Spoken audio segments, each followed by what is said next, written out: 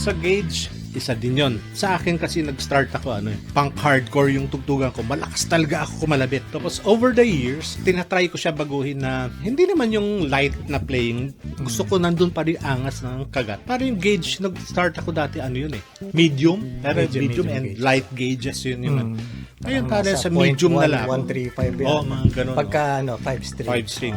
140 or 45 and 105. No? So doon naglalaro. Tapos nung may dumating sa point na madalas na ako tumugtog, binibigatan ko kasi ang lakas ko talaga kumalabit. Actually, sakit ko yun kasi may mga friends ako na bassist din na magagaling tumugtog. Pag ginagamit nila yung bass ko, ang ganda ng tunog. Tinitignan ko, sabi ko, ang ganda ng tunog. Pero pinapanood ko sila, light lang Sobrang, sila. Oo. iba yung... Sabi ko, bro, ikaw lang yung gumamit ng bass ko na ganun tumunog. Parang hindi ko siya kaya kasi hindi ako ganun. So, tinatry ko talaga na, hindi naman light. At least controlled na. So, yung sa setup din, kung mataas yung strings or mababa. Ako naman, nasa medium to medium high. Nung time na tumutugtog kami nung early POT days, nasa medium to high yung yung gauge. Siyempre, bata ka pa pare, iba yung playing mo, aggressive na.